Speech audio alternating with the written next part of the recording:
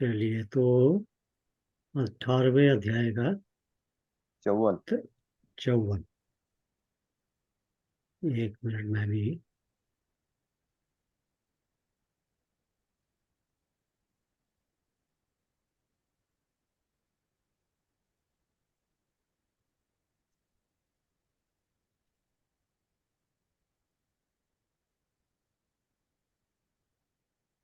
आपके पास है ना मतलब किताब इसकी? हाँ, किताब है। मैं बस जरा वो एक मिनट वो खोल लूँ चैप्टर, तो फिर मैं वो श्लोक उसका चैंटिंग जो है वो स्टार्ट करता हूँ।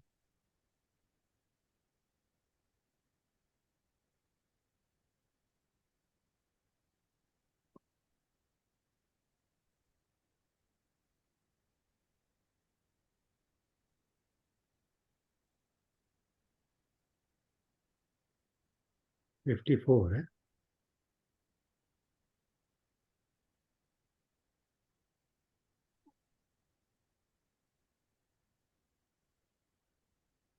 चलिए शुरू करते प्रसन्नात्मा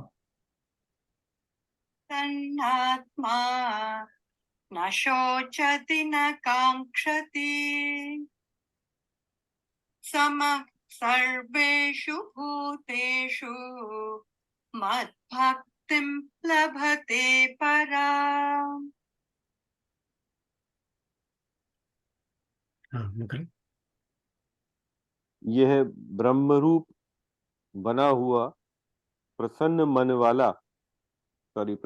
वाला साधक ना तो किसी के लिए शोक करता है और ना किसी की इच्छा ही करता है।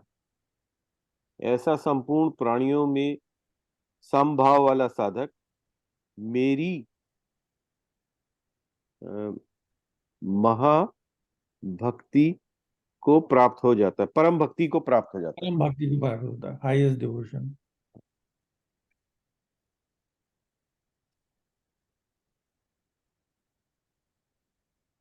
भक्त्या मामभिजानाति यावान्यश्चास्मि तत्त्वतः ततो मां तत्त्वतो ज्ञात्वा विशते तदनन्तरम्।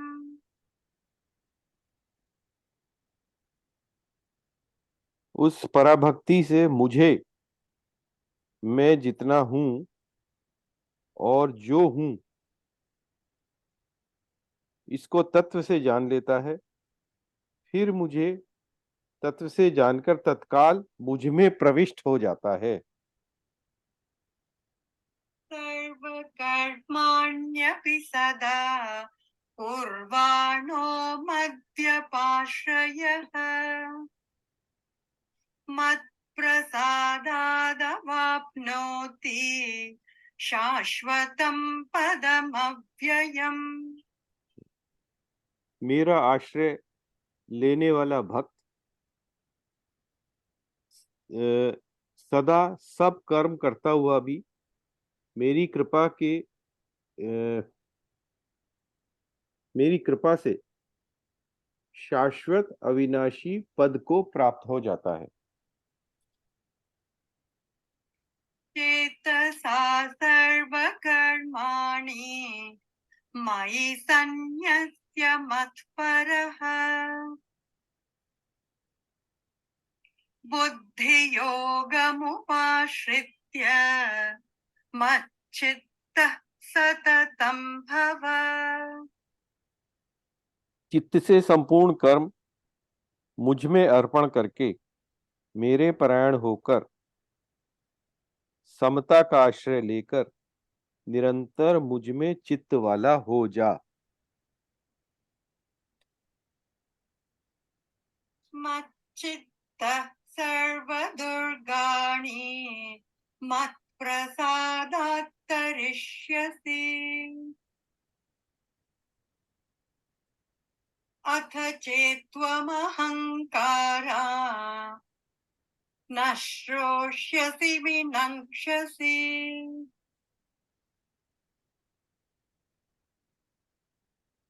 मुझ में चित्त वाला होकर तू मेरी कृपा से संपूर्ण विषयों को तर जाएगा, और यदि तू अहंकार के कारण मेरी बात नहीं सुनेगा तो तेरा पतन हो जाएगा।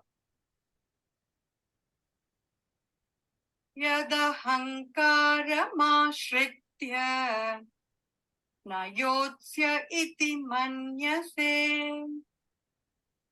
मिथ्यैष व्यवसायस्ते प्रकृतिस्त्वां नियोक्ष्यति।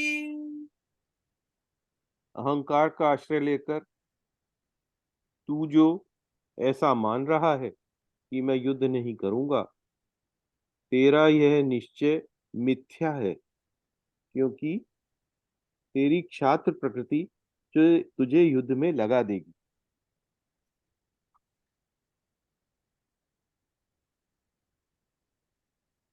स्वभावजेन कौन्तेय निबद्ध स्वेन कर्मणा कर्तुं नेच्छसि यन्मोहात् करिष्यस्य वशोऽपि तत्।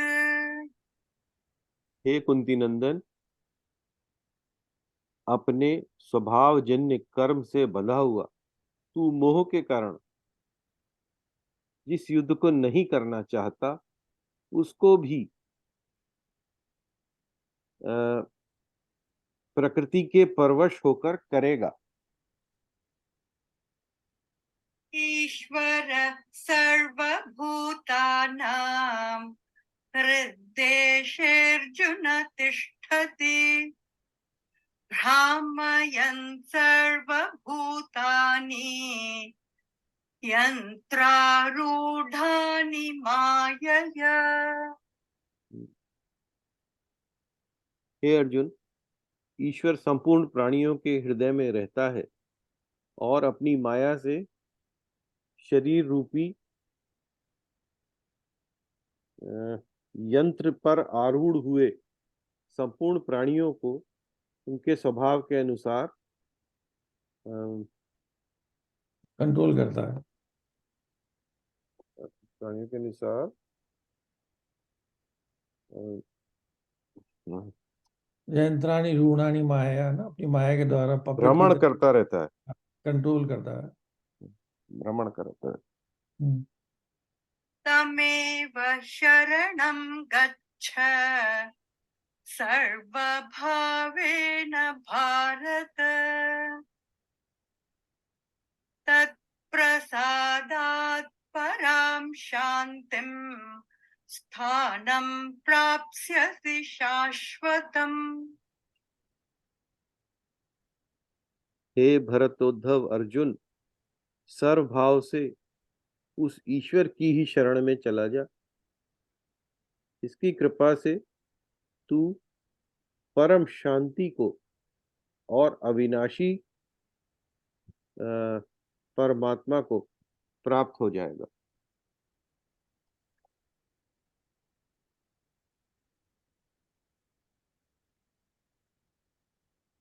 यहाँ पर रुके। इति ते ज्ञानमाख्यातं गुह्यात् गुह्यतरं मया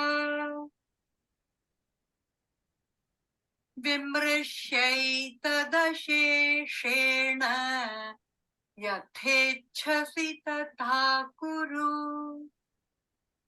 यह गुह्य से भी गुह्यतर ज्ञान मैंने तुझे कह दिया।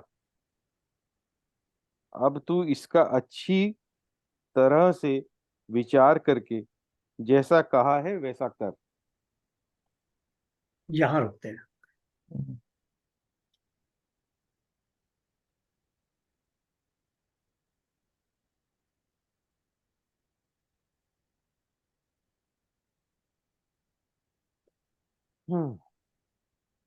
बहुत वो डीप जाके और फिर प्रैक्टिकल लाइफ की तरफ और फिर डीप फिर प्रैक्टिकल लाइफ, हाँ ये सारी चीजें इन श्लोकों में हैं।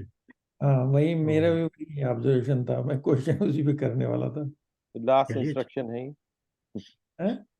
लास्ट इंस्ट्रक्शन हाँ फाइनल।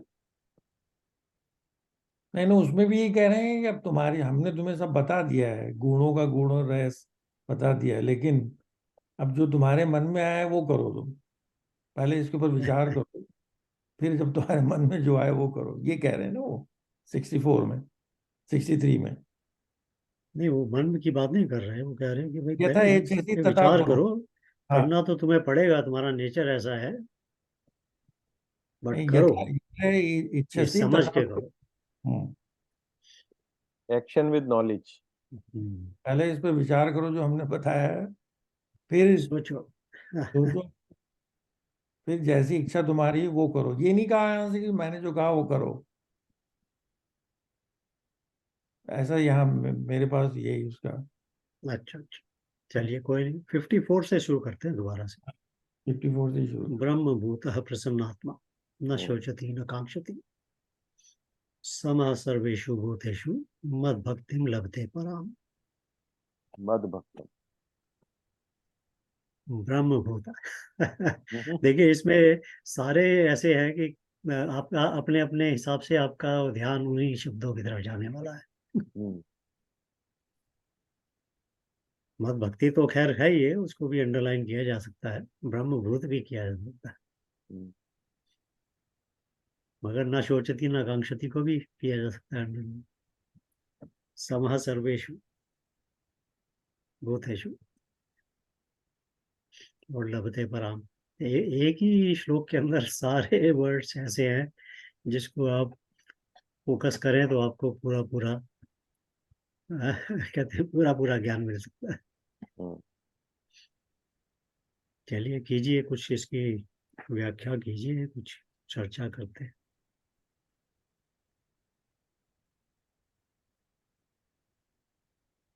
इसमें एक तो जो है टोटल सरेंडर के ऊपर बल दिया है, एक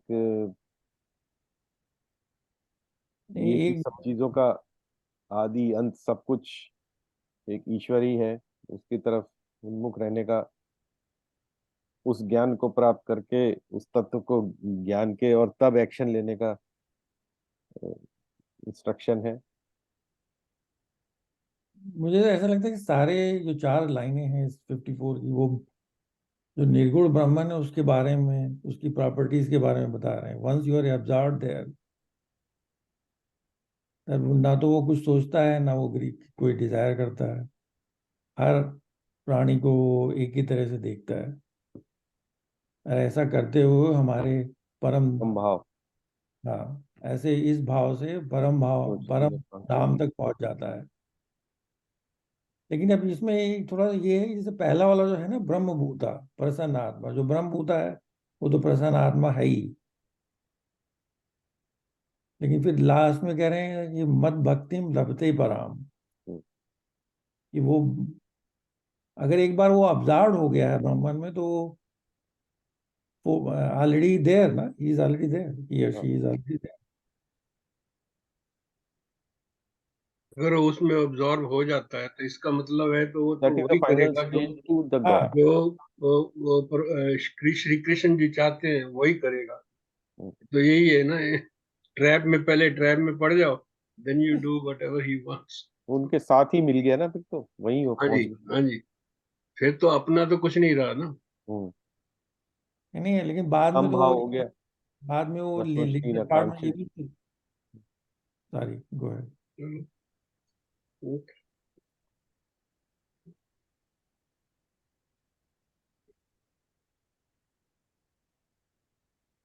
Different stages of spiritual evolution.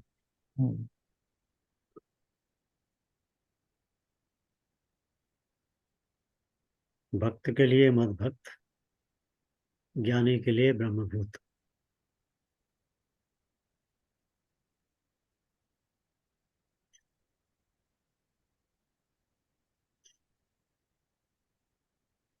Different stages of evolution. इसमें आत्म साथ का साथ ये भी है हर शायद कि ज्ञानी के साथ साथ भक्त दोनों जरूरी। एक्चुअली ब्रह्मभूत होने के बाद तो भक्त और ना भक्त की बात ही खत्म हो जाती है। वही मैं कह रहा था। हम्म,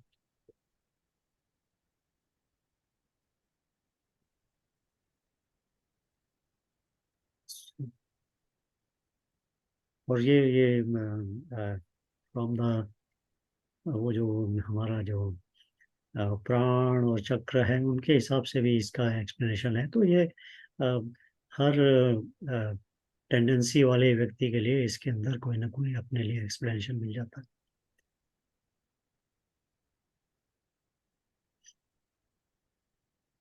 एक्चुअली ये तो संस्कृत की भाषा है ना, नहीं तो जैसे ब्रह्म भूता प्रसन्न आत्मा ये लास्ट होना चाहिए था, है ना, क्योंकि जो इस्टेब्लिश इन ब्रह्मन है वो सबको एक समान देखेगा।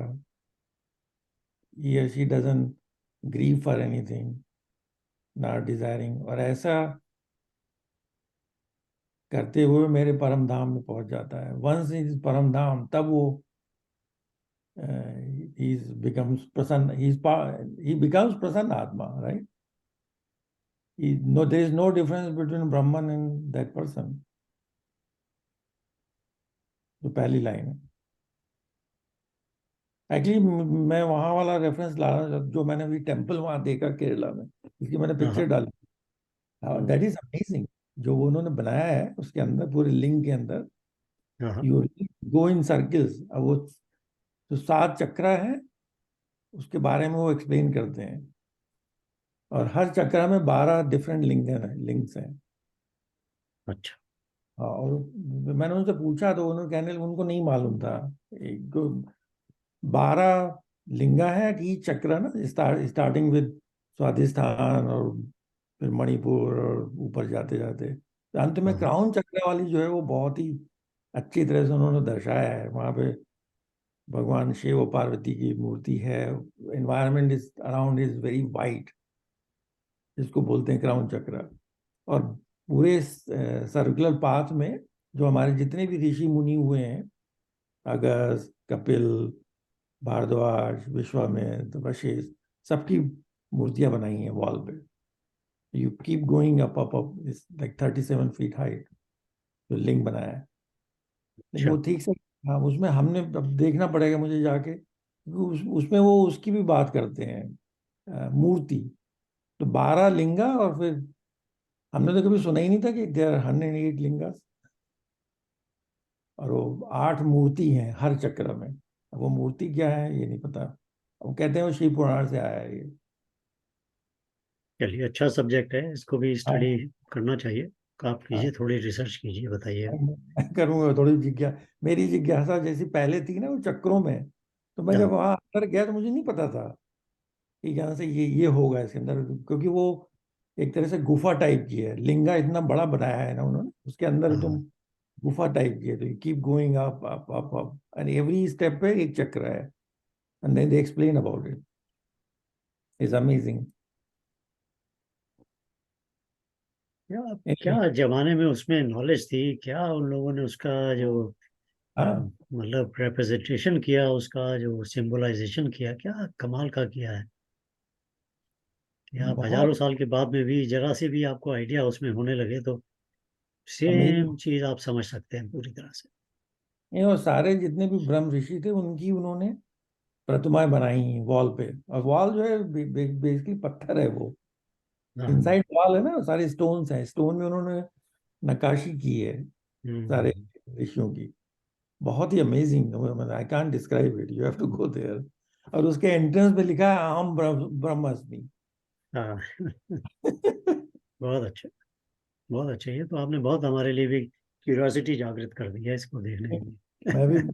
अब जाके शिव पुराण मुझे पढ़नी पड़ेगी, क्योंकि वो वहाँ का जो पंडित था वो ही कुडंट एक्सप्लेन। मैंने पूछा कि दोनों में रिलेशन क्या है, लिंगा तो समझ में आ रहा मुझे, लेकिन मूर्ति का क्या मतलब है, तो ही कुडंट टेल। उसने कहा ये शिव पुराण में ही लिखा है ऐसा, हाँ। तब पढ़ना पड़ेगा क्या जाके। मैं कहाँ गए थे प्रभात? त्रिवेंद्रम, अभी तो उसका नाम त्रिवेंद्रम। बता, त्रिवंतनपुरम कर दिया उसका हाँ, अब। त्रिवेंद्रम। लेकिन बहुत बढ़िया जगह है। वहां के जो एक, मैंने वहां 7,000 साल पुराना टेम्पल देखा। 7,000 स्वामी, ये विष्णु का ही अवतार है, पद्मनाभन स्वामी, जहां पर अभी बहुत सारा खजाना मिला था। It's the same. Padmanabha, Padmanabha हाँ टेम्पल। हाँ हाँ, उसी में। अमेजिंग। उसमें जो विष्णु की वो मूर्ति है वो शैया वाली है, लेटे हुए हैं, और उसी के नीचे सारा खजाना है। तो ये जो ये अटैक होते थे ना, तो राजा उस समय का जो ट्रावेंकोर स्टेट होती थी उसका राजा था, उसने सब छुपा दिया था। उसमें से 6 द्वार खुले हैं, एक अभी तक नहीं खुला क्योंकि अभिमंत्रित है वो, उसको नहीं खोल पा रहे हैं। सबसे ज्यादा उसी में है शायद। इज अमेजिंग वो साउथ भी में खजाने से जोड़ दिया है, हाँ नहीं भगवान को भी खजाना खजाने इसलिए से कि जोड़ दिया हाँ, मंदिर को जो है, अब हमें तो हम जो थोड़ी बहुत हमने जो न्यूज़ सुनी यही थी कि उस समय जो लड़ाइयाँ होती थी ना तो अटैक करती थी, ब्रिटिशर्स भी आ गए थे, तो देवर आफ्टर दैट खजाना। तो राजा ने जो है सारा नीचे दबा दिया डिफरेंट कंपार्टमेंट में, है। वो नहीं मिल पाया। और वो भी बहुत टेम्पल बढ़िया। सारा स्टोन का है। आई मीन जैसे साउथ में जो नॉर्थ से थोड़ा जो इनकी जो स्ट्रक्चर है, आर्किटेक्चर इज डिफरेंट। तो सैंक्टम संटोरम के चारों तरफ वो वॉल बनाते चले जाते हैं, स्क्वायर में। हमें तो लकीली एक मलयालम फैमिली मिल गई थी, तो हम तो बस उसी के पीछे लग गए। वो देख रहा है, मैंने सोचा कि देखा कि यार इंग्लिश भी बोलता है ये, उसकी हाँ, वाइफ हिंदी भी बोलती है। तो फिर हम लोग जो उन्हीं बहुत अच्छे से दर्शन हुए हमें तो। वंडरफुल, हाँ, wonderful. Anyway I side track, come back.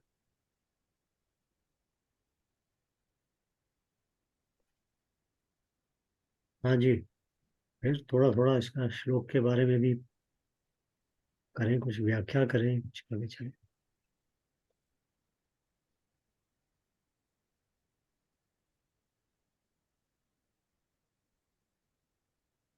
हमें तो यही लगता है कि अब हाँ, भगवान अब ये कह रहे हैं कि स्पिरिचुअल जर्नी में जो इस तरह से फॉलो करके हमारे पास आत्मा आता है with complete devotion, then that person becomes प्रसन्न आत्मा, क्योंकि वो ब्राह्मण की प्रॉपर्टी यही है।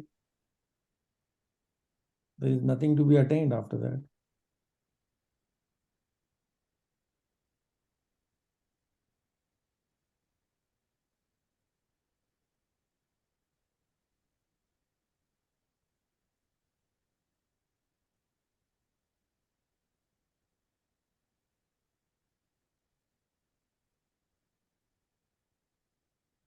लेकिन एक क्वेश्चन इसमें ये आ रहा है यहाँ से, ये तो बहुत आगे निकल गया है। अगर चक्रा के हिसाब से देखें तो ये तो क्राउन चक्रा में पहुंच गए, तभी वो ब्रह्मभूत हो पाए,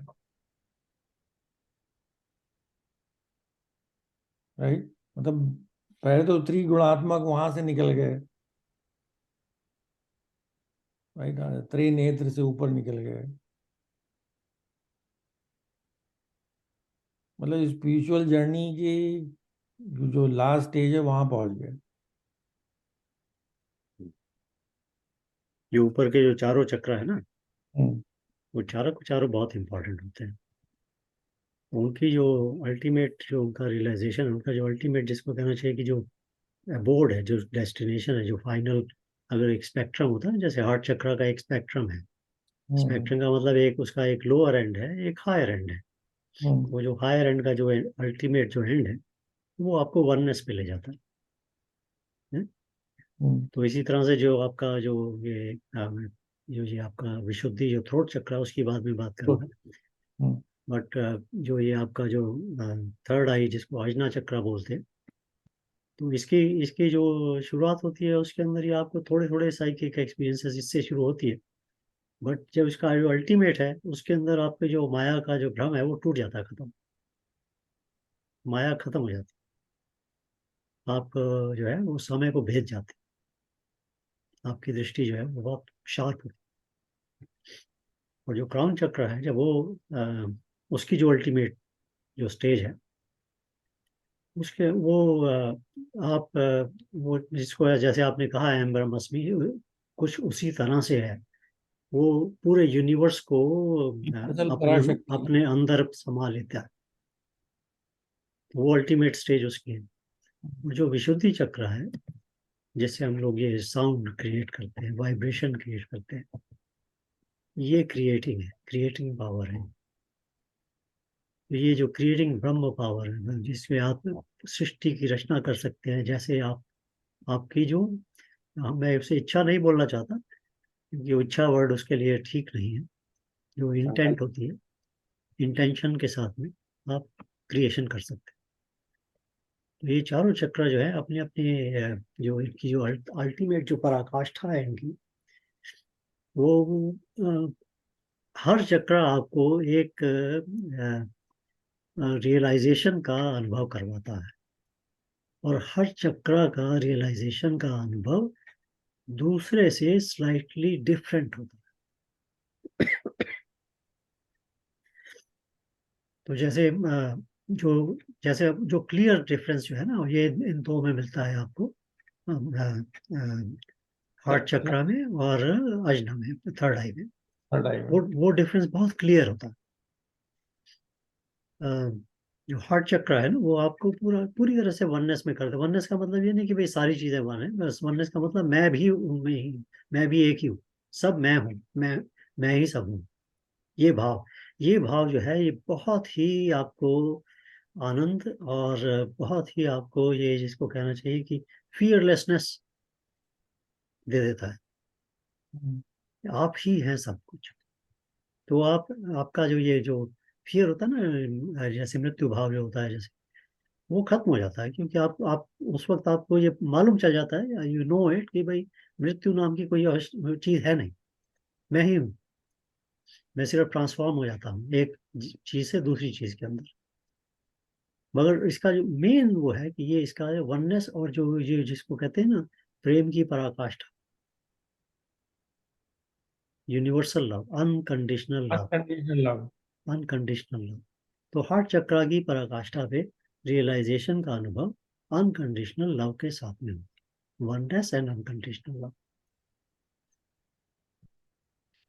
और थर्ड आई के साथ में जो आपका अनुभव है, वो आपका माया को माया के रूप में ही देखने का हो जाता है। आपको देखिए, हार्ट चक्र जो है अनकंडीशनल लव है, वननेस है, बट समयाधीन है, कालाधीन है, यानी समय का अनुभव अभी भी है। थर्ड आई चक्र जो है, वो आपको समय के अनुभव से पार ले जाता है। समय एक टूल बन जाता है, एक डायमेंशन बन जाता है, और आप उस डायमेंशन से परे हो जाते हो। यानी आपको समय यानी काल से आपको प्रभाव नहीं होता। तो काल से प्रभाव ना होने का क्या मतलब, तात्पर्य जैसे हम शिव के साथ में जोड़ते हैं थर्ड आई को हमेशा। डिस्ट्रॉयर ऑफ इग्नोरेंस है ना, यू गॉट। हाँ, तो डिस्ट्रॉयर ऑफ इग्नोरेंस मतलब ये माया सारी ही इग्नोरेंस है, उस रूप में देखी जाती है।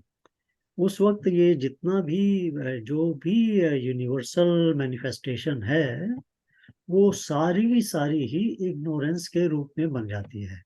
फिर उस वक्त ये जो हम जो तीन गुणों की बातें करते हैं, ये सब खत्म हो जाता है उससे। तो वो उस स्टेज के ऊपर आके माया ही जो है, वो टोटल माया, टोटल मैनिफेस्टेशन जो है, वो इग्नोरेंस में बदल जाती है। तो इसलिए वो उसको पार कर जाता है थर्ड आई जो है। थर्ड आई की जो सीमा है, वो बहुत बहुत बड़ी है, बहुत गहरी। बट लाइक आई सेड कि उसमें आपको समय काल से जो है आपका प्रभाव खत्म है, और काल का प्रभाव खत्म होना एक एक अनूठा ही वो है स्टेज ऑफ रियलाइजेशन। इसको हम मतलब अनुभव करें तो अच्छा लगता है। और जो क्राउन चक्र है ना, ये एक जैसे हम कहते हैं ना, यूनिवर्सल जो ब्रह्म है, अ, जो सगुण ब्रह्म के रूप में, जैसे आप समझ लीजिए कि सारे यूनिवर्स को अपने अंदर समा लेने वाला,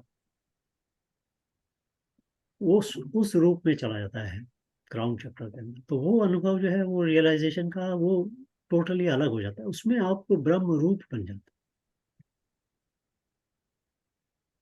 तो ब्रह्म भूता जो है ना, वो अब आपको समझिए कि अब जब ये आप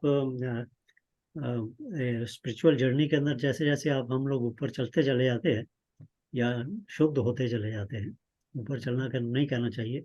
इससे जो लेयर्स ऑफ इग्नोरेंस है वो जैसे जैसे ड्रॉप होती चली जाती, तो इवेंचुअली आपका जो अपना ही जो, अब वो शब्दों का खेल है इसलिए वो कुछ शब्द ऐसे बोलने पड़ते हैं समझने के लिए, बट जो अपना आपका जो स्वरूप है वो आपका, वो लेयर्स गिरने के बाद में वो सामने आपके आ जाता है। अपने सामने का मतलब ये नहीं कि भाई आप अपने स्वरूप को देख रहे हैं, यानी आप और देखने वाला अलग है।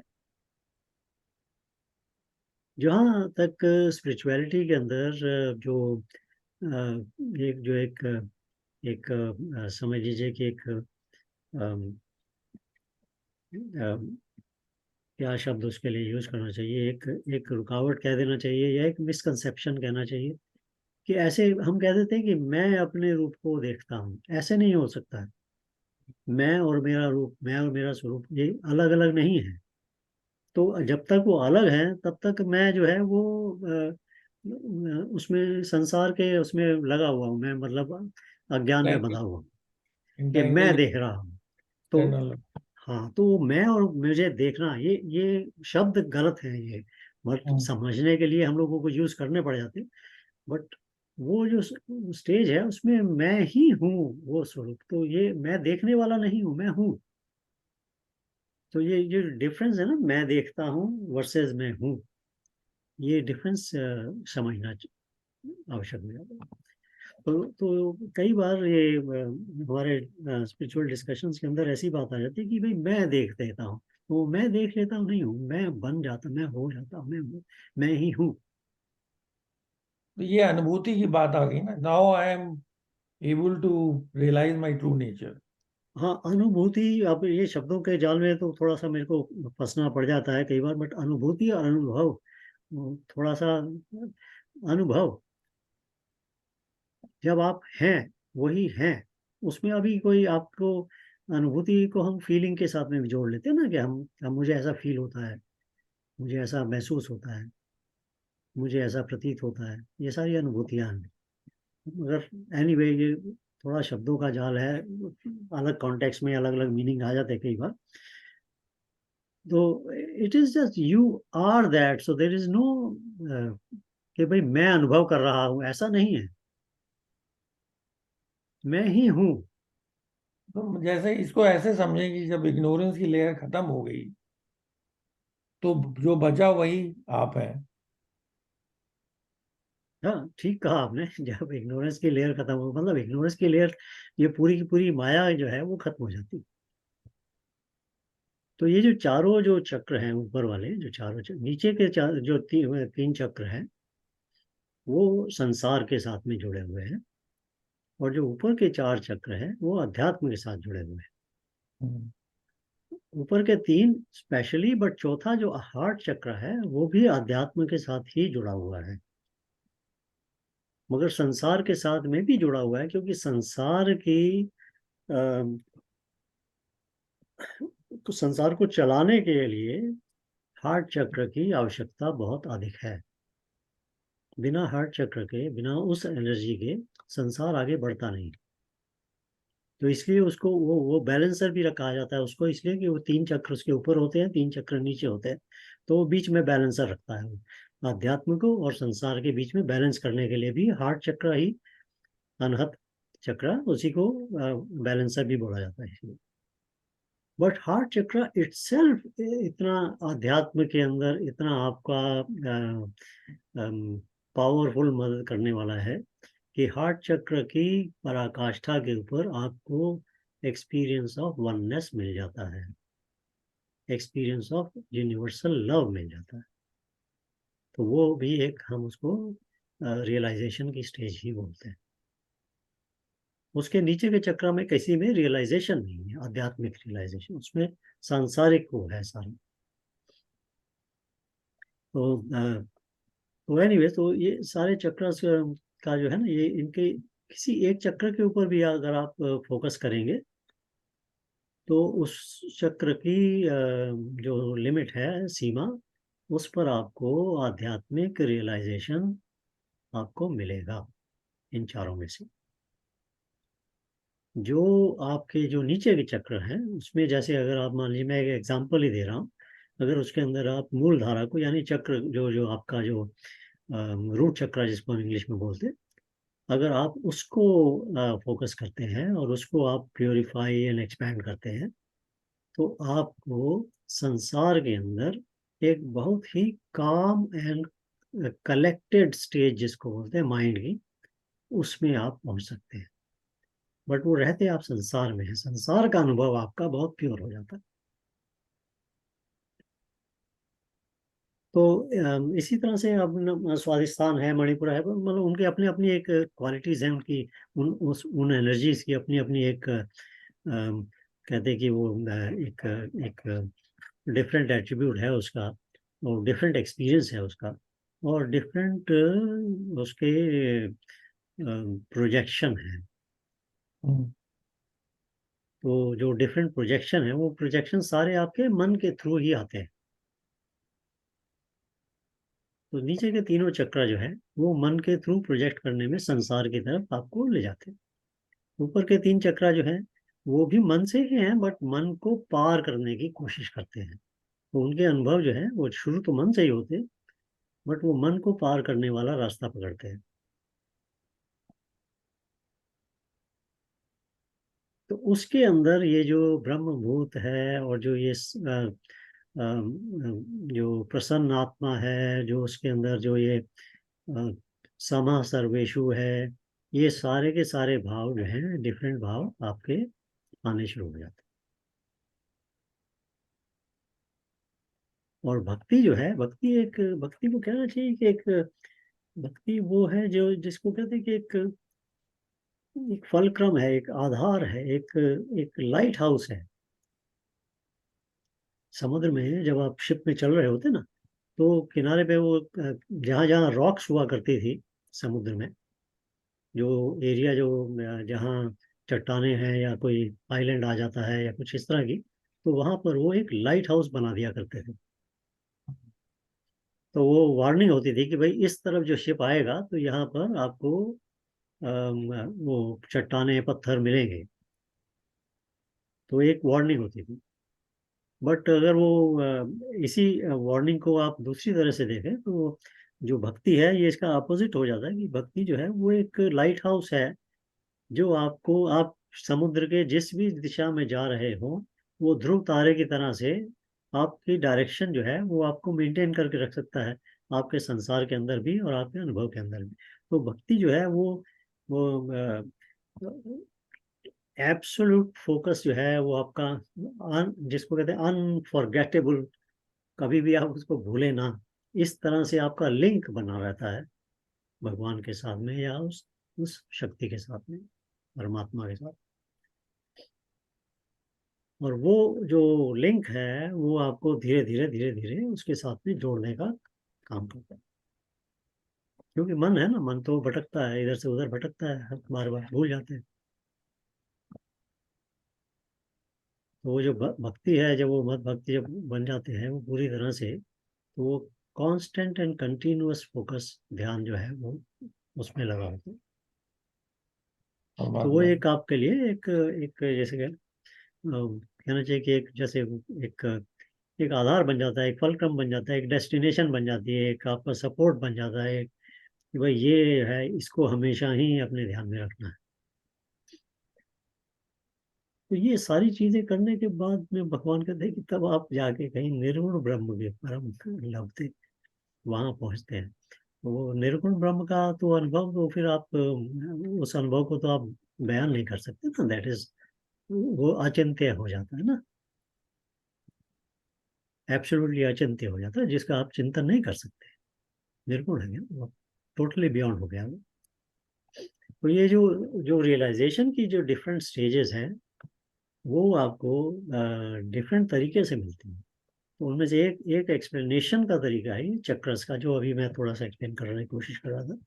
बट यही यही जो स्टेजेस हैं, डिफरेंट स्टेजेस, ये आपको डिफरेंट प्रोसेसेस से या प्रणालियों से मिलती हैं। तो जो भक्ति की जो स्टेज होती है ना, भक्ति की, वो आपको हार्ट चक्र को बहुत स्ट्रॉन्ग करती है, बहुत प्योर करती है।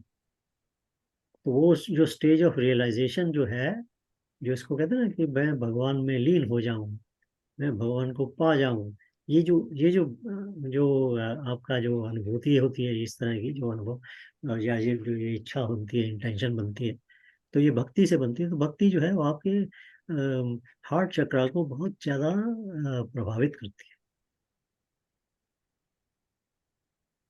तो इसी तरह से जैसे अभी ये हम ज्ञान यज्ञ कर रहे हैं, तो ज्ञान यज्ञ जो है ये आपके धीरे धीरे धीरे धीरे जा करके आपके अजना चक्रा को बहुत प्रभावित करता है, यानी थर्ड आई को। क्योंकि ज्ञान के अंदर खूबी यही है कि ये धीरे धीरे जो अज्ञान की लेयर है उसको गिराता चला जाता है। तो जैसे जैसे हमको ज्ञान में समझ आनी शुरू हो जाती है, वैसे वैसे जो चीजें पहले हमें ठीक लगती थी या सत्य लगती थी, वो सब मालूम चलना शुरू हो जाता है कि भाई ये तो अज्ञान था हमारा। तो वो लेयर्स को गिराता है, तो वो थर्ड आई की तरफ लेके जाता है। बट जो जो जब हम दोनों का समन्वय कर लेते हैं, साथ में कर्म को जोड़ देते हैं, तब हमारे ये तीनों चक्रा यानी heart chakra, third eye chakra and crown chakra का समन्वय होना शुरू। तो ये इसलिए तीनों चीजों को आवश्यक माना जाता है। बट एनीवे, मतलब ये तो खैर प्रोसेस बड़ा लंबा हो जाता है, will not go there too much, but just wanted to give you an idea कि भाई किस तरह से हम इसको एक्सप्लेन कर सकते हैं from a different perspective.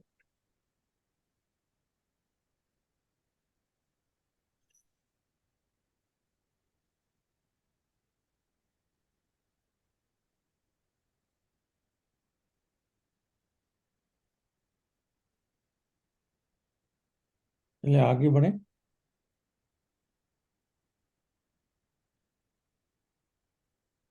Anil ji भी कुछ बोलना चाहते हैं? हाँ हाँ बिल्कुल। मैं क्या बोलूँ इसमें, क्योंकि मैं चक्रों में भी जाना ही नहीं चाह रहा था। वो बहुत चक्कर में पड़ने वाली बात है।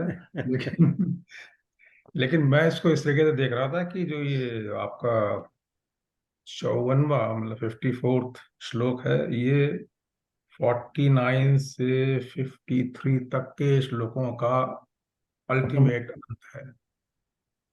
उसके बिना समराइज। या तो जैसे आप पहले 49 या 50 में थे, जिसमें वो कहता है कि ज्ञान योग की परानिष्ठा है। उस निष्कर्म सिद्धि को जिस प्रकार से प्राप्त होकर मनुष्य ब्रह्म को प्राप्त होता है, उस प्रकार को हे कुंती पुत्र तू संक्षेप में मुझसे सुन। अब यहाँ पर आपको ध्यान देना होगा, क्योंकि देखिए पहली बात तो अर्जुन कोई ऑर्डिनरी आदमी तो है नहीं। अर्जुन जो एक उस विशेष अवस्था में पहुंचा हुआ व्यक्ति है, जिसको कि अपने क्षत्रिय धर्म में जो काम करना है उसके प्रति बड़ी निष्ठा है, पूर्ण निष्ठा है, बहुत फोकस्ड है और ईश्वर के बहुत निकट है। मतलब कृष्ण उसी के साथ रहना चाहते हैं, औरों के साथ तो नहीं रह रहे हैं। उसी की चैरियट को लेके चलाना चाहते हैं, मतलब उसके ही शरीर को, उसकी इंद्रियों को साथ रख के चलाना चाहते हैं। तो ऐसी विशेष अवस्था, मतलब हम लोग तो बहुत नॉर्मल लोग हैं, ऑर्डनरी, मतलब अर्जुन की लेवल तक हम लोग नहीं है, लेकिन हम लोगों के लिए ये बताया गया है अर्जुन को कृष्ण के संवाद के द्वारा कि हम लोग क्या कर सकते हैं अपने जीवन में। तो उन्होंने देखा है कि हम लोग के जीवन में सबसे सिंपल चीज है कर्मेंद्रियां, कर्मों के द्वारा हो किया, कर्मेंद्रियों के द्वारा किया हुआ कर्म, वो पहली चीज है। फिर उन्होंने बताया कि जो इस कर्म के करने से जो है उसकी जो पराकाष्ठा है वो ज्ञानम है। जो मैंने पहले भी कहा है कि सर्वम कर्माखिलम ज्ञान कृष्ण सर्वम कर्माखिलम पार्थ ज्ञाने परिसमाप्यते, कि जितने भी संसार के अंदर किए हुए कर्म है उनकी जो सीमा है वो ज्ञान में जाके समाप्त हो जाते हैं।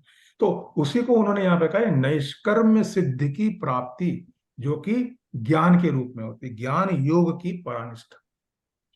अब आप उस अवस्था में जाएं, को ये फिजिकल प्रैक्टिकल चीजें जो हम लोग कर सकते हैं, खूब काम कीजिए, कर्म योग कीजिए, जिसको हम लोग यहाँ यज्ञ भी माना गया। यज्ञ के मतलब बहुत तरह समझाए गए हैं गीता में, जिसमें प्राणायाम भी आता है, मन को जो है परमात्मा में डुबोना और इंद्रियों को मन में डूब, सब कुछ दिया हुआ है यहाँ पर। आप पढ़िए पूरा, अगर आप उससे वापस जाके देखेगा आपको दिखेगा। तो उस यज्ञ को करना जिसके के द्वारा आप अपने को मुक्त करने का प्रयास करते हो, उसमें ना युक्त संगा समाचार, यज्ञार्थान कर्मणो अन्यत्र लोको अयम कर्म बंधना। यज्ञ के लिए किए हुए कर्म के सिवा किए हुए सारे कर्म बांधने वाले हैं। तदर्थम कर्म कौन्ते, इसलिए उस यज्ञ के लिए ही कर्म को कर। तो आदि आदि बातें जो पहले समझाई गई उसके आधार पे अब अंतिम चैप्टर में कहा जा रहा है कि भाई देखो, जो कर्म की पराकाष्ठा है मतलब ज्ञानम, उसकी भी जो पराकाष्ठा है उसमें अब तुम जाओ। तो उसके लिए कैसे जाओ, तो उन्होंने बताया कि आप कैसे पहुंचोगे कि जो ज्ञान योग की भी परानिष्ठा है उसको तो मुझसे सुन। और उसको उन्होंने फिर बताना शुरू किया, कैसे करो, विशुद्ध शुद्धि से, है ना, विशुद्ध बुद्धि से युक्त, सात्विक हल्का नियमित भोजन करने वाला, शब्दादि विषयों का त्याग करके एकांत और शुद्ध देश का सेवन करने वाला, सात्विक धारणा शक्ति से, ऐसे अंतःकरण और इंद्रियों का संयम करके मन वाणी और शरीर को वश में कर लेने वाला, राग द्वेष को सर्वथा नष्ट करके भली भांति दृढ़ वैराग्य का आश्रय लेने वाला तथा अहंकार बल घमंड काम क्रोध परिग्रह का त्याग करके निरंतर ध्यान योग के परायण रहने वाला, ममता रहित और शांति युक्त पुरुष सच्चिदानंद घन ब्रह्म में अभिन्न भाव से स्थित होने का पात्र होता है। मतलब अगर आपको ब्रह्म के अंदर स्थित होने की पात्रता चाहिए है तो पहले इतना करना है, कर्मेंद्रियों से कर्मयोग के कर्मों को करते हुए, मतलब भगवान के लिए किए हुए जो भी आता है मन में वो करना, ज्ञान योग की परानिष्ठा में पहुंचना, मतलब अपनी बुद्धि का भी इतना विकास करना कि उसके अंदर प्रज्ञा की जागृति हो। प्रज्ञा का जागृत करने का मतलब होता है कि जो प्रामीन, जो सुपर है उसको जानना, जो श्रेष्ठ है, प्रज्ञा मीन्स टू नो, प्रज्ञा मीन्स जो हमसे श्रेष्ठ है उसको जानना। हमसे श्रेष्ठ का मतलब ये नहीं है कि जो मेरी मन बुद्धि और ये इंद्रियां है, जो मैं हूं उससे जो श्रेष्ठ है, मीन्स शब्दों में अगर कहा जाए तो आत्मा के लिए परमात्मा, उसको जानना। तो उसको जानने के लिए जो प्रयास आप करोगे उसके लिए उन्होंने रास्ते बताए, पहले भी आया कि अभ्यास तो कौरेण वैराग्य च गृह्यते। एक तो सतत अभ्यास और वैराग्य दोनों आवश्यक है, उसी से मन जो है नियंत्रण में आता है ना। असंशयम महाबाहो मनो दुर्निग्रहम चलम कहा है उन्होंने। और उसने पूछा कि मन चंचल कृष्ण प्रमाति बलवत दृढ़म, बोले जो मन है जिसके कारण हम ये सब कार्य कर रहे हैं, बात कर रहे हैं, विचारों को ला रहे हैं, एनालिसिस कर रहे हैं, ये मन बड़ा ही चंचल है। इसको पहले निर्णय करके कैसे किया जाए उसके लिए उन्होंने बताया कि अभ्यास तो कौन्तेय वैराग्येण च क्रियते, अभ्यास और वैराग्य दोनों आवश्यक है। तो वही यहाँ पर इसमें जो है आपके 51 से 53 वाले श्लोकों में बताया गया है कि कैसे करना है। पहली बात तो सात्विक धारणा शक्ति चाहिए, जो अपने अंदर बैठे हुए और राग द्वेष तरह तरह की चीजें जिनमें कि तामसिक वृत्तियों का तमस शब्द का जो है, तमस गुण का जो है कारण बनता है, ये सब आधार, उससे हटना है धीरे धीरे धीरे धीरे अपने जीवन में। ये प्रैक्टिकल चीजें जो हमें करनी, राइट। उसको करते हुए विशुद्ध बुद्धि के द्वारा बुद्धि का भी परिमार्जन करना है, श्रेष्ठ करना है। भोजन को भी परिमार्जन करना है, क्योंकि उसकी भी उन्होंने पहले सब दिया हुआ है कि कौन सा भोजन जो है तामसिक है, कौन सा सात्विक है, कौन सा राजसिक। उन सबका आधार लेते हुए जो उन्होंने ज्ञान दिया हुआ है, नाउ उन सबका एब्स्ट्रैक्ट निकाल के कह रहे हैं कि ये करो, भोजन भी सात्विक करो, बुद्धि को भी जो है विशुद्ध करो, धारणा शक्ति को सात्विक करो, के अंदर से जो है तामसिक वृत्तियों का वो जो है उसका धारणा भी ना हो, और ऐसे अंतःकरण और इंद्रियों का संयम करके वही मन वाणी और शरीर को वश में करके, और उसके बाद जो इस मन के द्वारा जो डुअलिटीज पैदा होती हैं, काम क्रोध लोभ मोह राग द्वेष, इन सब से अपने को एक तरह से हटाते हैं, क्योंकि आप तमस को हटाओगे तो ये सब चीजें हटने लगेंगी। आप तमस को डोमिनेट नहीं होने दोगे तो ये हटेगा। आप जैसे जैसे सत्य गुण में बढ़ते हो मन अपने आप वैसा विशुद्ध होता जाता है। तो देखिए यहाँ सारा खेल जो है अभी सत्य रज तम का ही चल रहा है। आप उसके आगे नहीं निकल सकते जब तक कि आप मन के बाहर नहीं निकलोगे। मन भी इन 3 गुणों से ही बना होता है, तो ये आपको इन्हीं में ढकेलता रहता है। आपको इनके द्वारा इन्हीं का उपयोग करते हुए, परिमार्जित करते हुए, विशुद्ध करते हुए इससे बाहर निकलना है। और जब आप निकलने का जो मार्ग है तो उन्होंने बताया वो ध्यान योगम, निरंतर ध्यान, कॉन्टिन्यूअसली मेडिटेशन, उसके परायण रहने वाला वहां पर जो है फिर आपका ये संसार नहीं, क्योंकि मन जो है वहां पर इतना विशुद्ध हो जाता है कि संसार की जो ममता है, मोह है, उससे धीरे धीरे उसका नष्ट होना प्रारंभ होता है। और ऐसी स्थिति में जाकर के जब आपका जो आत्मा है, जो आप स्वयं हो, वो शांत युक्त पुरुष सच्चिदानंद घन ब्रह्म में अभिन्न भाव से स्थित होने का पात्र होता है। अब देखिए कितना हमको, जिसके के कारण मेरा ये शरीर बना, I mean, मेरा सूक्ष्म शरीर, मेरा कारण शरीर, मेरा ये स्थूल शरीर, इन सबका भी जो स्रोत है, ये 3 गुणों का एक बहुत बढ़िया खेल। कहते हैं माया महा ठगिनी हम जानी। बहुत बड़ा जाल है ये। हाँ, तो उससे कैसे निकला जाए रास्ता उन्होंने बता दिया, आपको प्रकाश दिखा दिया उन्होंने कि देखो वो एक ज्योति जल रही है, कैसे वहां पहुंचो मैं तुमको दिखा रहा हूं, बता रहा हूं, कर्मों के द्वारा। वो कौन से कर्म? जो कर्म योग है, कर्म जिसके के द्वारा मेरा योग होगा, ब्रह्म का मिलन होगा, वो कर्म। वो ज्ञान जो परिमार्जित है, शुद्ध है, जो मुझे ऑर्डिनरी नॉलेज से सुपर नॉलेज में, ज्ञानम से लेके प्रज्ञानम तक ले जाने वाला वो ज्ञान, इसको कहते हैं विशुद्ध ज्ञान। उसके बाद में उसके अंदर जाकर के, क्योंकि ये दोनों चीजें भी आप देख रहे हो मन और बुद्धि से हो रहा है, इसके मैं परिमार्जित करके आगे निकल रहा हूं। फिर मैं उस तत्व में जा रहा हूं जिसका कि शब्दों में वर्णन नहीं हो सकता, कोई तरीका नहीं है। वहां पर शब्दों की पहुंच नहीं है, वहां पर आकाश तत्व की पहुंच नहीं है, वहां पर इन 5 तत्वों की पहुंच नहीं है, वहां इन 3 गुणों की पहुंच नहीं है। वो ये सबसे परे एक तत्व है जो आप स्वयं हो, उसी के आप अंश हो। तो क्या होता है, उस परिमार्जन के बाद में अब आपको वो अनुभव शुरू होगा कि जो आप हो। जब वो अनुभव शुरू होता है तब आपको लगता है कि नहीं, मैं तो नहीं मरता, मैं तो नहीं जीवन लेता, ये तो किसी और चीज का होता है। तो वो एक विशेष अवस्थाएं जब परिवर्तन हो रहा है आपके अंदर, आप खुद अपने को अनुभव कर रहे हैं, तब वो कहते हैं कि आप उस ध्यान योग के द्वारा सच्चिदानंद घन ब्रह्म में अभिन्न भाव से स्थित होने के पात्र हो जाते हो। ये बिल्कुल पतंजलि योग दर्शन में जो अंत के जो 3 वो हैं, धारणा ध्यान समाधि, उसका विशेष अवस्थाओं का जो वर्णन है लगभग वैसा ही है। उसमें लास्ट में आता है ना, तदेव अर्थ मात्र निर्भासम स्वरूप शून्यम एवं समाधि। तब ऐसा करने से केवल जो आपका अंतिम प्रयोजन है, मीन्स ब्रह्म प्राप्ति, अर्थ मात्र निर्भासम, सिर्फ उसका ही विशेष रूप से प्रकाशित होना।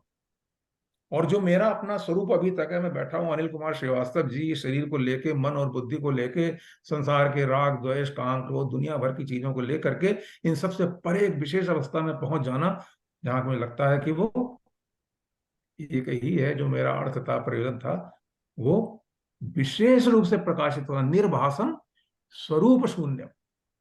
और जो मेरा अपना स्वरूप था अभी तक, ये शून्य हो जाना, इसका जो एग्जिस्टेंस है वो प्रकट नहीं होता। अब इव समाधि, इव शब्द बहुत इंपॉर्टेंट है उसमें, कि आपका स्वरूप पूर्णतः नष्ट नहीं होता, लेकिन उस विशेष अवस्था में जाने में, ध्यान योग में लगातार रहने से एक वो विशेष अवस्था आती है जिसमें कि स्वरूप शून्यम इव, ऐसा लगता है। इव मीन्स के समान, संस्कृत में के समान, स्वरूप का शून्यता हो गई है, इसके समान एक विशेष अवस्था में पहुंचना, जबकि उस अंतिम लक्ष्य की प्राप्ति का जो विशेष रूप से प्रकाशित होना, ये एक अवस्था को समाधि कहा जाता है, समाधि।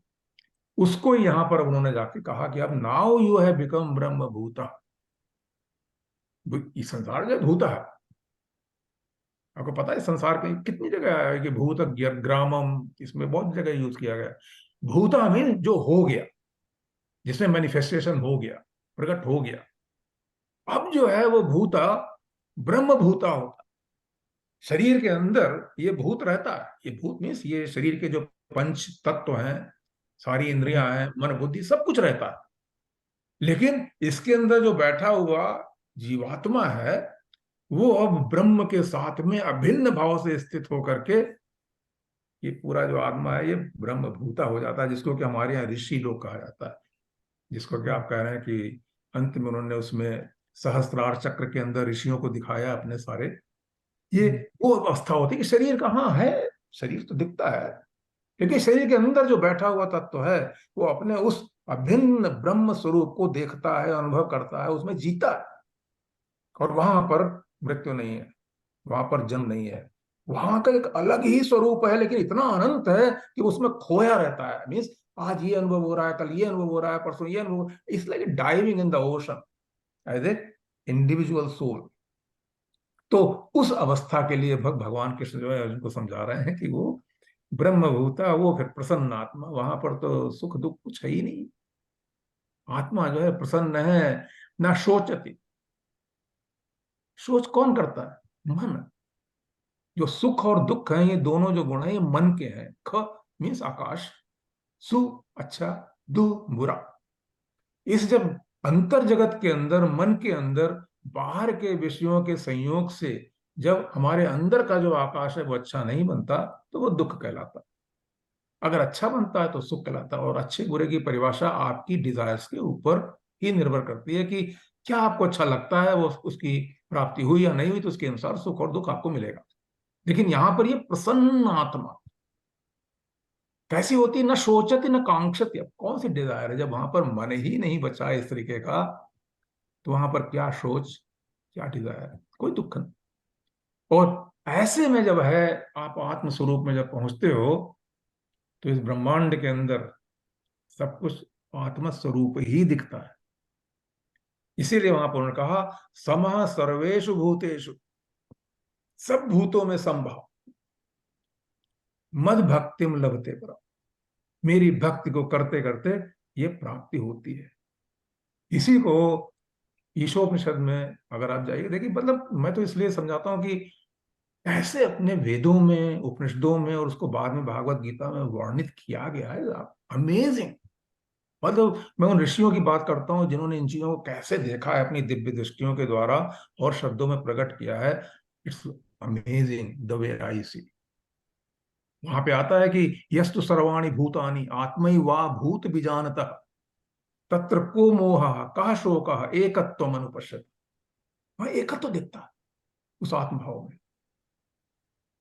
यस्मिन् सर्वाणि भूतानि आत्म आत्मन्नेवानुपश्यति सर्वभूतेषु च आत्मानं ततो न विजुगुप्सते। ये वो विशेष अवस्था में पहुंचना, और उसका मार्ग उन्होंने संक्षेप में यहाँ पर 17 अध्यायों में हर चीज को एक्सप्लेन करने के बाद में एब्स्ट्रैक्ट फॉर्म में ले आए कि भाई हर आदमी को ऐसा करना चाहिए। ये एक ऐसा मार्ग है जो सहज भाव में कोई भी कर सकता है। ये खाली अर्जुन के लिए नहीं है, हम कर सकते हैं।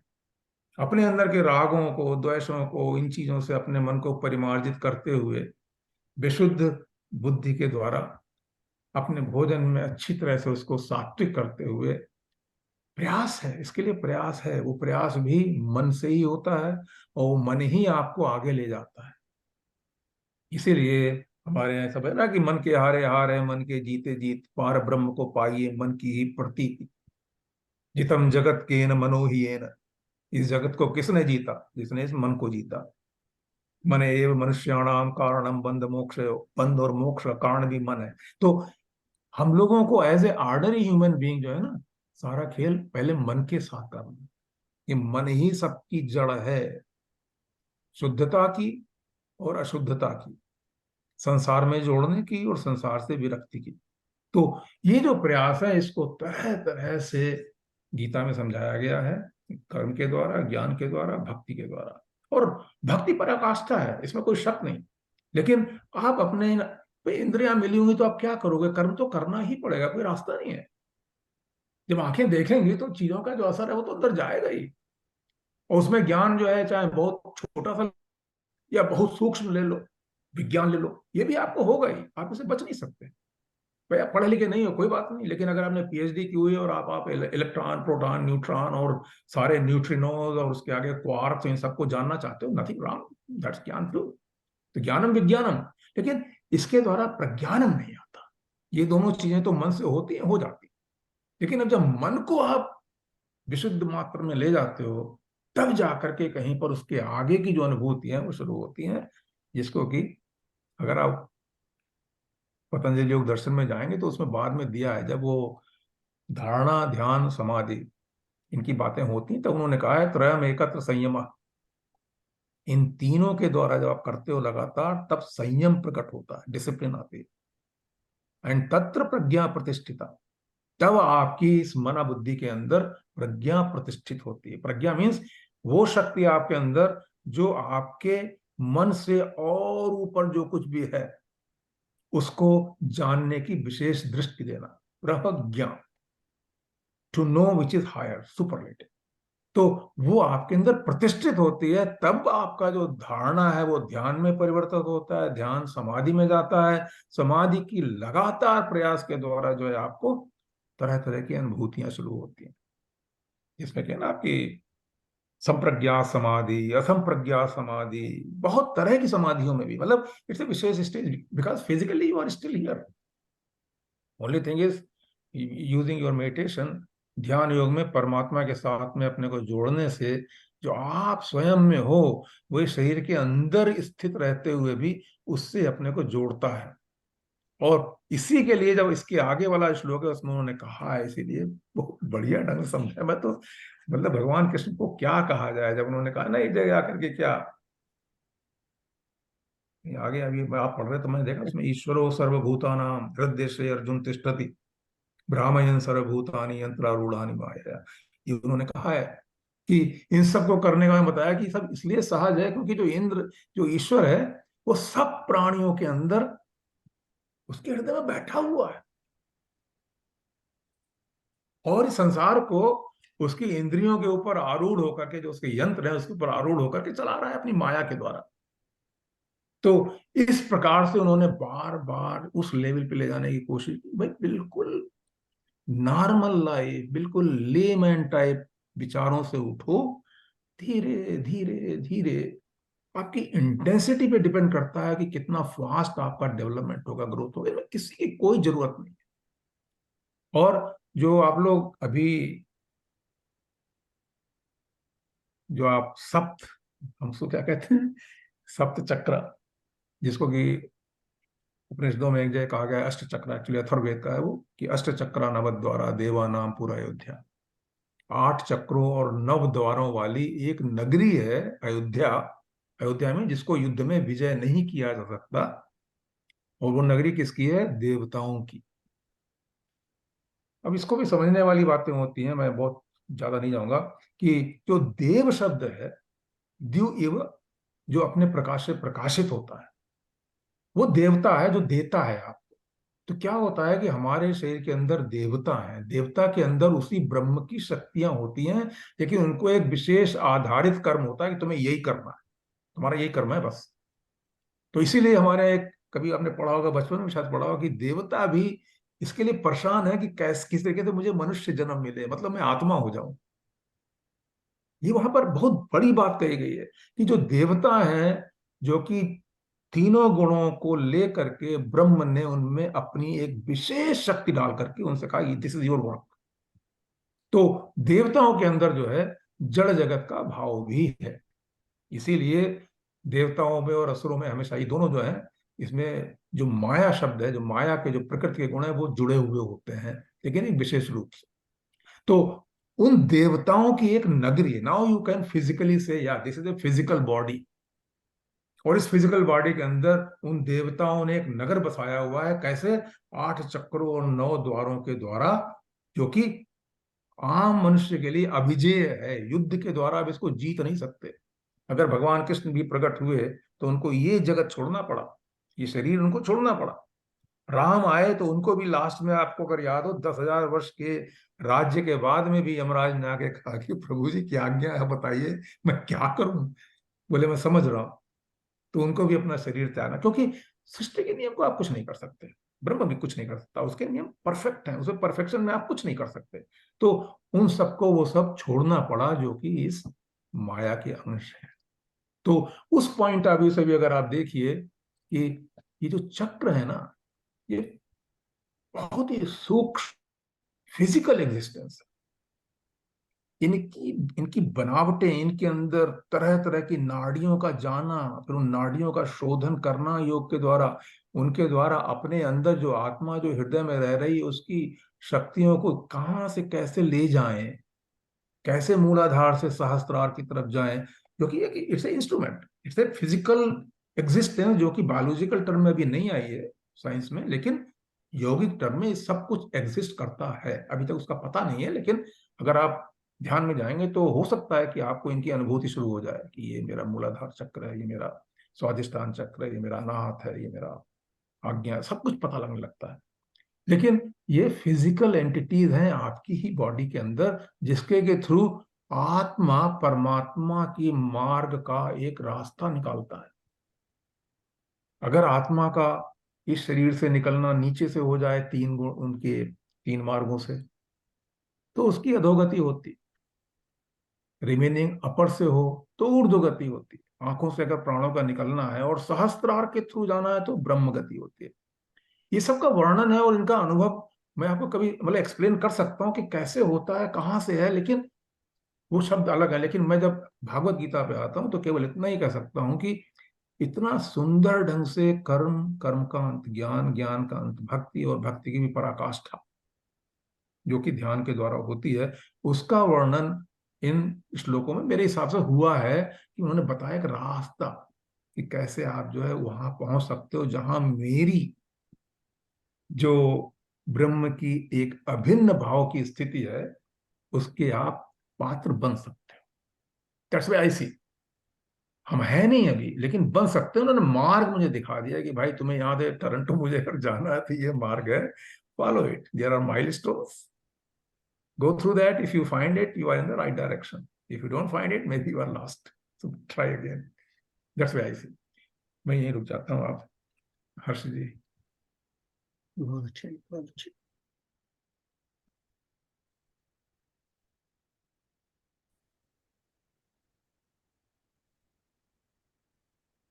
लेकिन यहाँ पे ये अनिल जी, ये क्वेश्चन है, ये सब बताते हुए भी जो तुम्हारा कर्म, क्योंकि हम लोग कर्म योगी हैं, तो अर्जुन को बार बार यही कह रहे हैं ना यहाँ से कि तुम्हें युद्ध तो तुम्हें करना ही है, ये जानते हुए। लेकिन अब पता नहीं अर्जुन उस स्टेज पे वहां है कि नहीं है, लेकिन उसके बारे में उन्होंने उसको ज्ञान दिया, और ज्ञान देने के बाद कहा कि वहां अगर तुम पहुंच गए तो ये जो अपना इस संसार में त्रैगुणात्मक संसार है जिसमें तुम्हारा राजसी गुण है, उसके अधीन तुम्हें युद्ध तो करना ही है। नहीं, देखिए पहली चीज आपको समझ चाहिए, हम लोग कर्मयोगी नहीं है। फिर हम लोग क्या है? हम लोग कर्म करते हैं। कर्मी है। कर्म योगी का मतलब होता है जो योग के लिए करने चाहिए कर्म। योग के लिए कर्म करने का मतलब ये कि जिन कारणों से, जिन डिजायर से हमने अपने को बंधन में बांधा हुआ है, उनसे कैसे मुक्त हुआ जाए ताकि मैं परमात्मा के साथ मिल सकूं, मैं अपने स्वरूप को समझ सकूं। तो जितने भी कर्म हमारे अभी तक होते हैं वो इच्छा से होते हैं, डिजायर से होते हैं। और उन डिजायर की डिपेंडेंसी भी इस पर डिपेंड करती है कि हमारे अंदर इस समय कौन सा गुण डोमिनेट कर रहा है। कभी सत्वगुण करता है, कभी तमोगुण करता है। इन दोनों के आधार पर रजोगुण जो है उस क्रिया को करा देता है। आप कभी भी देखिएगा एक ही आदमी अच्छे काम भी करता है, बुरे भी करता है, लेकिन अगर आप थोड़े से चेतन उससे होकर के बातों को करोगे तो जब कहीं बुराई आती है ना तो आप उसको नियंत्रण कर सकते हो। क्योंकि आप देखिए मतलब गीता में आया है कि पहले उन्होंने बताया कि सबसे बड़ा आपका दुश्मन कौन है, उन्होंने कहा है रजोगुण। आपको याद है कहीं कहीं आपको अगर याद आता हो? नहीं याद आएगा। काम एष क्रोध एष रजोगुण समुद्भव महाशनो महापापमा विद्ध एनम इह वैरिणम। काम मीन डिजायर एंड क्रोध। काम एष क्रोध एष रजोगुण समुद्भवा, ये रजोगुण से उत्पन्न होते हैं। महाशनो महापापमा, इनका पेट कभी नहीं भरता और महापापी हैं। विद्ध एनम इह वैरिणम, इनको ही तुम अपना वैरी मानो। तो जो रजोगुण है, तो फिर आता है कि रजोगुण है कहाँ? तो बताया रजोगुण तो इस तुम्हारे शरीर से लेकर के मन बुद्धि सब जगह भरा पड़ा है। रजोगुण के बिना आपकी उत्पत्ति नहीं है ना। ब्रह्मा जो है उसका जो देवता है उसका काम ही रजोगुण के द्वारा सृष्टि की रचना करना। तो आपका जो शरीर बना है ये सूक्ष्म शरीर से, कारण शरीर से, ये सब रजोगुण से भरा हुआ है। तो उन्होंने कहा कि फिर क्या करें, मतलब कैसे इसको नियंत्रण में लाए। तो उसका भी उन्होंने दिया हुआ है उसमें कि उन्होंने एक मतलब डिसिप्लिन दिखाई उन्होंने कि इंद्रियाणि पराणि आयु इंद्रियेभ्यः परम मनः, मनसस्तु परा बुद्धि ये बुद्धेय परतस्तु सह, एवं बुद्धेय परम बुद्ध्वा सत्व स्वाधि चेतना जहि शत्रु महाबाहो काम रूप दुरासदम। तो उन्होंने पहले बताया कि शरीर से ऊपर ये है, उसके ऊपर ये है, उसके ऊपर ये है, और उसके ऊपर आत्मा है, बुद्धि से भी ऊपर एक आत्मा है। तुम उसका साथ लेकर के इस शत्रु को मारो। उन्होंने ये नहीं कहा है कि तुम टोटली मन के द्वारा इतना डिपेंडेंट हो कि भैया मैं तो फंस गया, मैं क्या करूं, ऐसा नहीं है। तुम आत्म तत्व हो, इसको समझो। जब तुम ये समझने लगोगे तो इसकी शक्तियां जो कि इस मन की शक्तियों से अनंत ज्यादा हैं, उसके द्वारा आप इसको नियंत्रण करना शुरू कर दोगे, इनके दुर्गुणों को, तमस गुण को। रजोगुण जो है फिर सत्वगुण के साथ जुड़ेगा, ब्रह्मा विष्णु के साथ जुड़ेंगे। तो आपको पता है कमल के अंदर दिखाए गए कि वो ऊपर बैठे हुए कमल नाल के ऊपर, कहीं ब्रह्मा जी वो उसकी नाभि में जा करके नहीं पता लगा पाते इसकी गति कहाँ से है। तो ऐसा जो ऑल परवेडिंग गॉड है, उसके अंदर ब्रह्मा जी भी समा जाते हैं। रजोगुण जो है वो सत्व काम काम करना शुरू कर देता है। तो आपकी ये मतलब ये कहानियां, ये पौराणिक चीजें हैं, लेकिन उसके पीछे रहस्य यही है कि हर मनुष्य अपने रजोगुण का उपयोग करता हुआ सत्वगुण को बढ़ाता जाए। उस सत्वगुण के द्वारा ही जो उन्होंने भी विशुद्ध बुद्धि की बात की है, उसकी वृद्धि होगी। तो ये कार्य मनुष्य कर सकता है यदि वो बार बार, पहली बात तो है मान लेना, जानना तो बात की बात है कि वो है कैसा है क्या। आप ही मान लो आप आत्म तत्व हो, और ये बार बार शंकराचार्य जी ने भी कहा है कि मतलब तुम ना बुद्धि हो, ना मन हो, ना ये हो, ना वो, सब कुछ नहीं हो, है ना, उन्होंने कहा है। तो उस अवस्था में जब आप रहोगे तो आप जो कुछ भी परमात्मा की प्राप्ति के लिए जो करते हो वो कर्मयोग है। अभी जो हम करते हैं वो कर्म है। जैसे हमारे लड़के की शादी हुई और मैं करवा रहा हूं उसको, ये कर्मयोग नहीं है, ये सांसारिक कर्म है। इसी को तो मतलब यही तो मैं कह रहा हूँ कि आपने चैप्टर 2 में जो चीजें हैं उसको ठीक से मेरे ख्याल में अभी उसमें जाने की जरूरत है, लगता फिर कि कहा उन्होंने समझाया कि कैसे कर्म होते हैं, उन कर्मों में कौन से कर्म करने चाहिए, कौन से नहीं करने चाहिए, है ना। कि मैं बार बार बता चुका हूं कि नहीं कश्चित क्षणमपि जातु तिष्ठतु अकर्मकृत। एक क्षण के लिए भी कोई मनुष्य बिना कर्म किए हुए नहीं रह सकता। क्यों? कार्यते ही अवशः कर्म सर्वैः प्रकृति जैः गुणैः। क्योंकि जो कर्म है ये प्रकृति से उत्पन्न गुणों के द्वारा ही होते हैं। तो जो आपका शरीर है, जो मन है, जो बुद्धि है, ये सब उन्हीं 3 तत्वों का बना हुआ है। तो उनके जो गुण है उनमें कर्म होगा, आप उसको रोक नहीं सकते। लेकिन उन्होंने उसके बाद में कहा है कि कौन से करने चाहिए। तो उन्होंने कहा कि यज्ञार्थान कर्मणो अन्यत्र लोको अयम कर्म बंधना।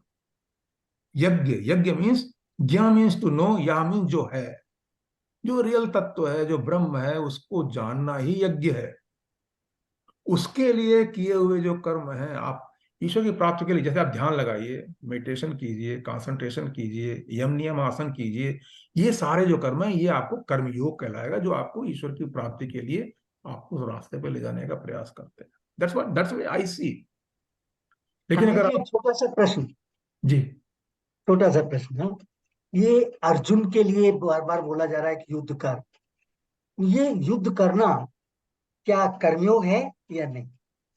उसी को समझा रहे हैं कि जब तक तू उसको ये मानेगा ये मेरा मामा है, चाचा है, ताऊ है, इस शोक में पड़ा रहेगा, दुख रहेगा।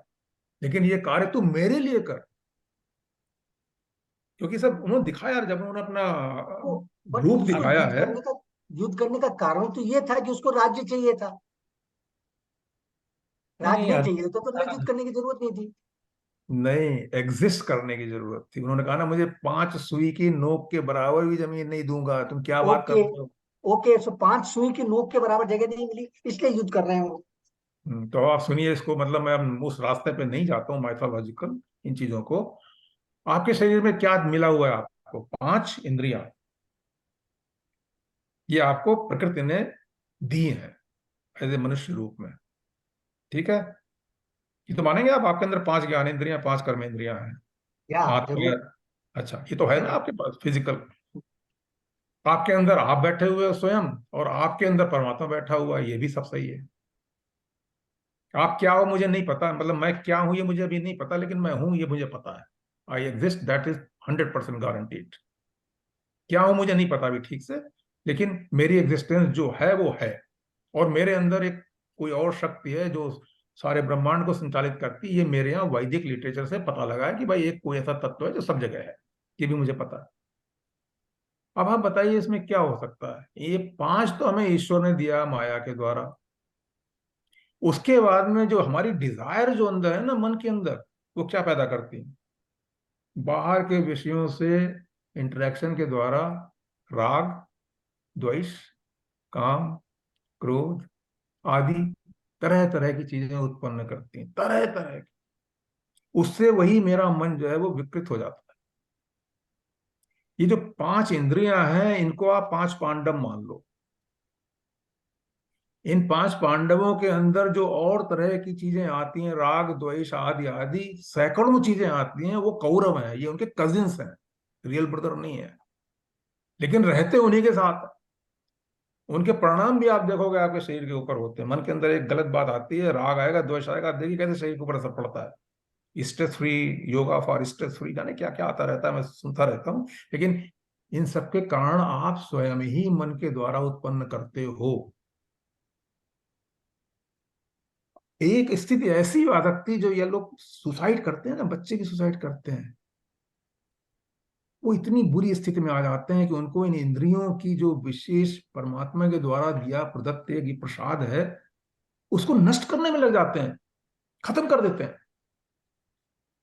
उनके अंदर बैठे हुए जो ये कुविचार हैं, राग द्वेष, ये सब उनको जीने नहीं देते। इन 5 इंद्रियों को जो परमात्मा ने दी है, इनको एक सुई की नोक के बराबर भी रहने की अवस्था जब नहीं बचती है, तो हमारे पास, इन इंद्रियों के पास एक ही रास्ता बचता है, युद्ध करो। युद्ध काहे के लिए? अपनी एग्जिस्टेंस के लिए, अच्छे ढंग से, धर्म के साथ। उस धर्म युद्ध के लिए फिर भगवान जो है वो आके कहता है कि जब ये कहता है ना, जब जब होई धर्म की हानि, बाढ़ही असुर अधम अभिमानी। यहां भी जब उन्होंने कहा है ना कि यदा यदा ही धर्मस्य ग्लानिर्भवति भारत अभ्युत्थानम ही अधर्मस्य तदात्मानम ही सृजामि, मैं तब प्रकट होता हूं, उससे पहले मैं पीछे छिपा हुआ। सॉरी, थोड़ा टाइम चेक है। या 57 हो, या मैं बस यही खत्म करूं। तो आप यहां से समझ लीजिए कि ये ऐसा नहीं कि कोई फिजिकल ही अर्जुन था और वो एक कुरुक्षेत्र का मैदान था, वहां पर युद्ध में सब खड़ी हो गई 18 अग्नि सेना, और इन्होंने कहा कि भाई तुम मेरे लिए युद्ध करना शुरू कर दो। उसने कहा ओके ठीक है सर, मैं कर रहा हूँ, और मैं आपको मार देता हूँ। खुद ही मर सकता था, लेकिन या बट यहाँ तो यही लगता है कि वो युद्ध भूमि में खड़े हैं और कृष्ण जी बोल रहे हैं उन्हें। मतलब आप ये तो कहीं और ले जाके मीनिंग उसका कुछ और समझ रहे हैं, वो अलग बात है। बट इसमें तो यही लिखा हुआ है कि युद्ध भूमि में खड़े हैं, और वो युद्ध इसलिए नहीं कर रहा है क्योंकि सामने गुरु जी हैं और काका हैं वगैरह मोह वगैरह है, क्या जो उसका हैं। मोह है वो तो नहीं करने दे रहा उसको। राइट, तो बड़ी सिंपल, मतलब इस बुद्धि से मैं उतनी बहुत ज्यादा ज्ञान वाली बात नहीं कर रहा। तो मुझे सिर्फ ये प्रश्न था, क्या उसका ये कर्मयोग था कि उसको जाकर के वो युद्ध करे और उनको मार दे? क्या ये जब तक कर्मयोग था? जब तक वो अपनी ही माइंड की कमजोरियों से इन माया मोह में लगा हुआ था और युद्ध नहीं करना चाह रहा था कि मैं उसको कैसे मारूंगा, उसको मारने मुझे क्या मिलने वाला, इस राज्य को मैं लेके क्या करूंगा, क्योंकि इनके ऑब्वियसली मन। हर आदमी को ऐसा सोचना चाहिए कि अपनों किसी को एक उससे जमीन नहीं मिली इसलिए सबको मार दे उसको जाकर के। ये तो बड़ी अजीब है, मतलब एक रामी कॉमन के लिए आदमी के लिए। रामिनो जी, your intention defines the quality of your action. अगर आप खाना बना रहे हैं और इस ध्यान से बना रहे हैं कि भाई ये तो मुसीबत पड़ी है मेरे सिर पे, रोज बनाना पड़ता है, तो आप कर्मयोग नहीं कर रहे हैं। अगर आप इस इंटेंशन के साथ में कर रहे हैं कि देखो भगवान ने मुझे इतनी शक्ति दी है, इतनी ग्रेस दिया है कि मैं ये खाना बना सकता हूँ, और ये भगवान के शक्ति के कारण से ही है, और ये मैं बना रहा हूँ, और ये इसका जो भी बनेगा ये मैं भगवान को अर्पित कर रहा हूँ, और इससे मेरे परिवार को पोषण मिलेगा। ये सब भगवान की दया से, उसकी कृपा से ही है, और ये उसको अर्पित है। अब यहाँ पे इंटेंशन चेंज हो गई, खाना भी वही बना, मगर यहाँ पर कर्मयोग आना शुरू हो गया। तो इंटेंशन जो है वो है आपकी बेस्ड ऑन आपके कितने आप संसार के साथ में लिप्त हैं। जब हम ज्यादा लिप्त हो जाते हैं संसार में, तो हमारी इंटेंशन जो है वो हाईजैक हो जाती है सांसारिकता से। तो उसमें हमारे क्रोध भी आ जाते हैं, द्वेष भी आ जाते हैं, सब कुछ आ जाता है। मगर जैसे जैसे हमारी संसार के साथ लिप्तता कम हो जाती है, वैसे वैसे ही हमारी इंटेंशन प्योर होनी शुरू हो जाती है। और जैसे जैसे हमारी इंटेंशन प्योर हो जाती है, वैसे वैसे आपका कर्म जो है वो कर्म योग के अंदर बदलना शुरू हो जाता है। तो जब अर्जुन युद्ध ना करने के लिए खड़ा था, तब उसकी इंटेंशन सारी संसार की लिप्तता के साथ थी, और भगवान के गाइडेंस के साथ में धीरे धीरे जब उसको उसका ज्ञान आना शुरू होता है, तब वो जब अपना कर्म करेगा अलिप्त होकर, तब वो कर्म योग की तरफ चला जाएगा। तो वही जगह है, वही कर्म है, वही अर्जुन है, वही युद्ध है, वही करने वाले हैं।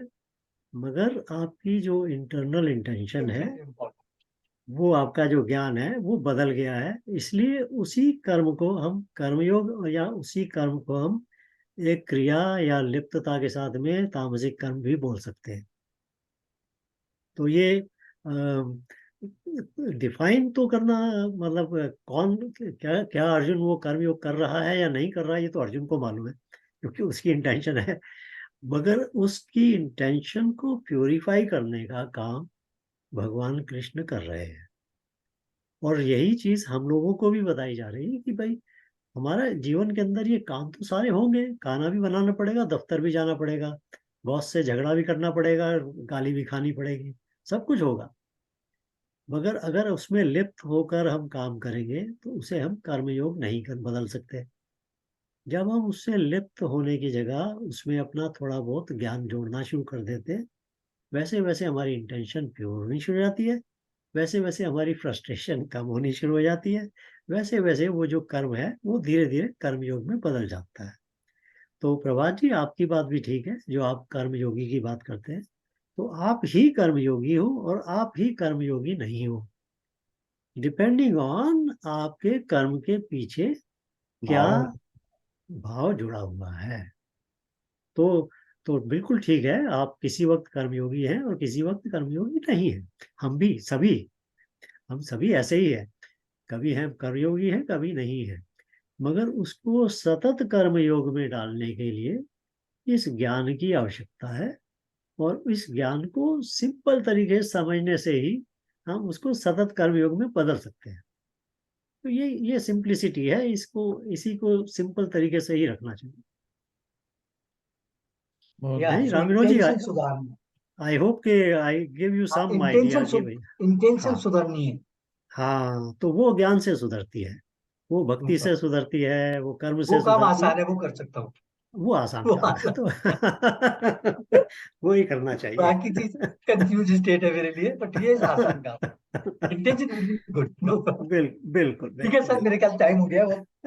हाँ, ठीक है ना, चलिए ठीक ओके है, सर। फिर मिलते हैं। और Thank अभी मैं 1 मिनट ये बंद कर दूं recording. you. Very nice discussion today.